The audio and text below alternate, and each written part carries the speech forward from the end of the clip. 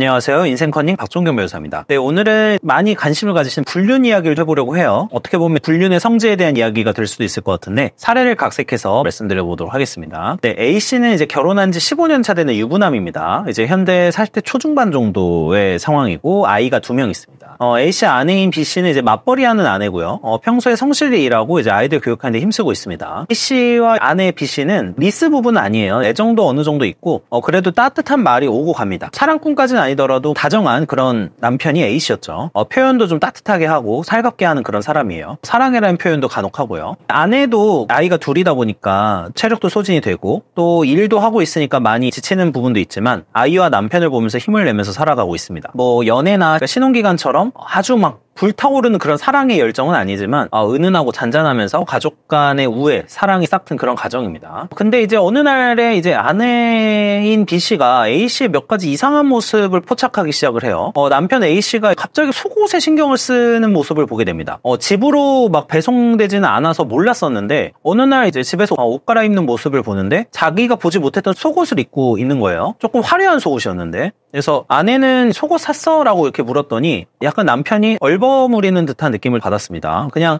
기분 전환용으로 샀어 이렇게 얘기를 했는데 조금씩 의심스럽긴 했어요. 그래도 설마 하긴 했죠. 그렇게 이제 시간이 좀 지나갔는데 남편이 점점 핸드폰도 조금 숨기려고 하고 핸드폰을 꼭 이제 자기가 들고 가는 샤워를 할 때도 그렇고 화장실에 갈 때도 들고 가는 습관을 가지게 돼요. 더군다나 A씨가 이제 야근이 좀 잦아지고 약간 외모 관리에 신경을 쓰는 모습을 봤습니다. 운동에 별로 관심이 없던 사람이 회사 끝나고 헬스장을 다녀오는 경우가 많아져요. 몸매에 관심이 있었던 사람은 아닌데 최근에 외모 관리에 신경을 쓰기 시작하는 거죠. 아이들도 어느 정도는 컸고 학교에서 학교 후에 이제 학원을 다녀오죠. 그러다 보니까 부부가 저녁 시간은 조금 있는 편이었는데 A씨는 운동을 하기 시작을 하는 거죠.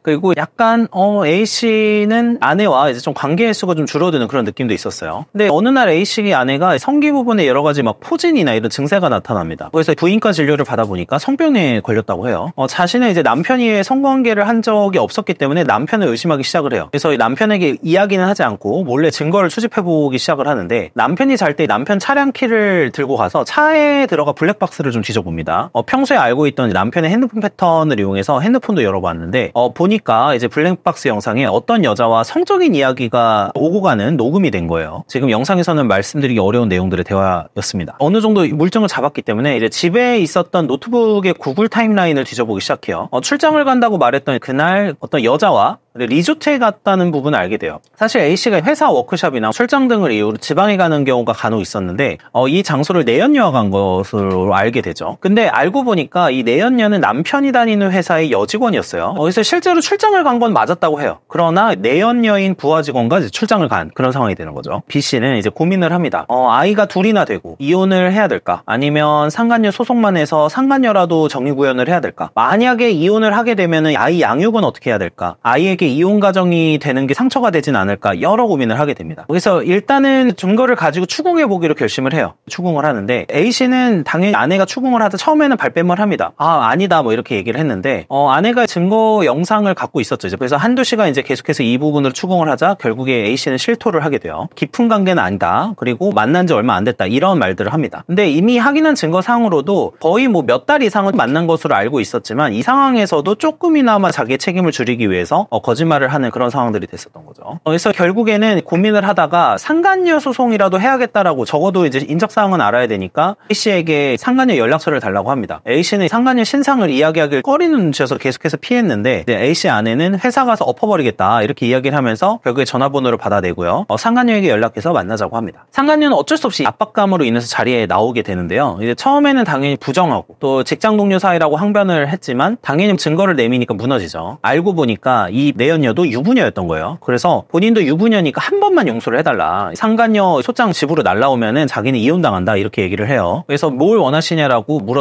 습니다. B씨는 고민을 하죠. 이거를 돈으로 받는다고 해도 내 상처가 치유되는 건 아니고 그러면은 이걸 또 이혼 소송을 하기에는 아이들이 고민이 되는 그런 상황이 됩니다. 증거는 확보된 상황에서 변호사를 찾아가게 돼요. 네, 이게 이제 제가 경험하는 외도 불륜 사례 중에 일부를 각색을 한 거예요. 이게 불륜의 경우 결혼 생활에 있어서는 항상 영원한 화두입니다. 지금 제가 오늘 다룬 케이스는 남자분이 불륜을 한 케이스인데 여러 이혼 사유가 있지만 이제 항상 탑3의 외도는 반드시 들어갑니다. 그래서 외도 사실을 알게 되면은 매번 와서 많은 분들이 고민을 하세요. 이혼 소송을 할 거냐 아니면은 그냥 상간녀나 상간남한테 손해배상 소송, 위자료 소송만 할 거냐 이렇게 고민을 하십니다. 당연히 이혼 소송을 할 때 상간녀나 상간남도 같이 소송을 하기 때문에 이혼 소송을 한다는 거는 위자료 청구도 같이 한다는 뜻이 되죠. 근데 항상 걸리는 건 자녀예요. 이 자녀를 위해서 편부모 가정을 만들어주기 쉽지 않다라는 마음이 있기 때문에 자녀를 위해서 한 번은 용서를 해줘야 될지 아니면 배신감으로 이혼 소송을 선택할지 여러 고민을 하게 됩니다. 근데 이혼 소송을 하고 이제 이 부분으로 고민을 하다가 친권양육권 소송을 하게 되면은 가사조사 등의 과정을 거치게 돼 있어요. 가사조사는 기본적으로 아이들의 양육 환경에 대한 조사가 들어가기 때문에 이혼 사유와 양육 환경을 이제 아이들을 결국에 법원으로 부르거나 법원의 가사조사관이 집으로 가서 양육 환경을 확인을 합니다. 그 아내분들 입장에서는 본인이 일을 하시는 분들이면 조금 덜한데 만약에 남편이 아내에 비해서 훨씬 더 많은 돈을 벌고 있다라고 하면은 이혼 소송을 하기보다는 본인이 기본적으로 누리고 있는 경제적 혜택을 포기하기가 어렵기 때문에 그냥 상간녀 소송만 하는 그런 케이스들이 더 많은 것 같아요.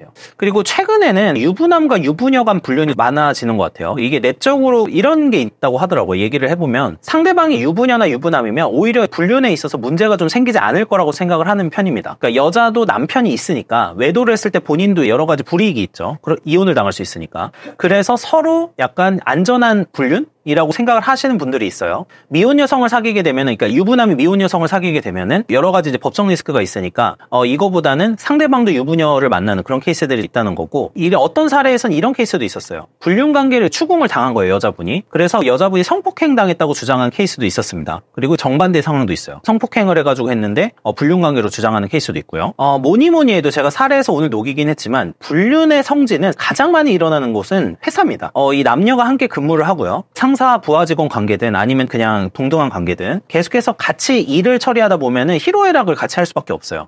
그러다 보면 이걸 뭐 해결하기 위해서 대화를 하게 되고 자연스럽게 커피 한잔 하게 되고 또 자연스럽게 소통이 일어나기 위해 회사 많은 곳이 없죠. 아까 야근이 잦아졌다고 했는데 이 야근이 잦아졌으면 당연히 회사에 있는 거잖아요. 이 회사에서 그 상간녀와 더 좋은 시간을 보냈겠죠. 거기다가 이 야근을 하면서 이제 추가 근로도 신청하고 돈도 더 벌 수 있으니까 의도적으로 불륜을 하려고 어떤 동호회나 이런 걸 나가시는 분들 말고 자연스럽게 외도가 일어날 수 있는 곳은 사실 회사가 제일 많습니다. 그리고 대화를 많이 하고 이제 접촉점이 좀 많아질수록 불륜이 일어날 확률은 뭐 기하급수적으로 늘어나거든요. 결국에는 남녀가 만날 수 있고 대화를 많이 하게끔 하는 어떤 매개체가 있으면은 불륜이 자주 일어나는 곳이 된다는 거죠. 그래서 오피스 와이프나 오피스 허즈번드가 한동안 좀 많이 회자가 됐었는데 이 이유도 있습니다. 다른 불륜의 성지로는 다들 아시겠지만 등산, 동호회, 동창회 여러 가지가 있고요. 요즘엔 당연히 오픈 카톡방이 가장 많아요. 최근에 제가 본 게 커뮤니티에 셀프 소개팅 글을 올리는데 이 셀프 소개팅 글을 해보면은 실제로는 유부남이거나 유부녀인 경우가 있는 거예요. 그리고 오픈 카톡방을 열어서 만나자고 제의해서 만나는 경우도 있고 이런 커뮤니티에 조금 나이 있으신 분들의 경우에는 네이버나 다음카페, 네이버 밴드 같은 거에서 동갑 모임, 예를 들면 72년생, 80년생 모임 뭐 이런 거에 나가서 불륜이 생기기도 합니다. 그래서 요즘에는 확실히 과거보다는 불륜이 일어나기가 쉬운 환경이 됐어요. 특히 여성분들의 경우에는 자기가 바람을 외도를 하려고만 하면은 남자보다 훨씬 쉽습니다. 그냥 오픈 채팅방에 올려서 오늘 술 한잔 하고 싶어요 이런 식으로 해서 오픈 카톡방으로 올리면요 수십 명의 남성이 만나자고 제의를 해요. 당연히 남성들의 목적은 뻔하죠. 불륜의 성지로서 과거부터 꾸준하게 많이 일어나고 있는 것은 사실 회사 등의 곳이고요. 그 다음이 최근에는 많이 늘어난 게 뭐 동호회도 있지만 이제 오픈 카톡방이나 여러 가지 인터넷 커뮤니티를 통한 만남 이런 것들이 이제 굉장히 많아지고 있고 단 하루의 쾌락을 누릴 수 있다는 거예요. 단 하루의 쾌락은 내가 신상을 명확하게 밝히지 않더라도 익명 커뮤니티에 오픈 카톡방으로 이름도 바꿔서 숨기고 만나면서 안전성을 도모할 수가 있는 거예요. 그러다 보니까 요즘에 이제 불륜이 많이 일어나고 있는 곳이 된 것 같습니다. 근데 항상 불륜이라는 거는 많은 문제를 발생을 시키죠. 특히 이혼 소송을 하면서 가족의 붕괴가 일어나는 경우가 많기 때문에 이 불륜이라는 거가 이 결혼 생활에 있어서는 굉장히 큰 문제가 될 때가 많다는 거 또 한번 생각을 해보게 됩니다. 시청해주셔서 감사합니다.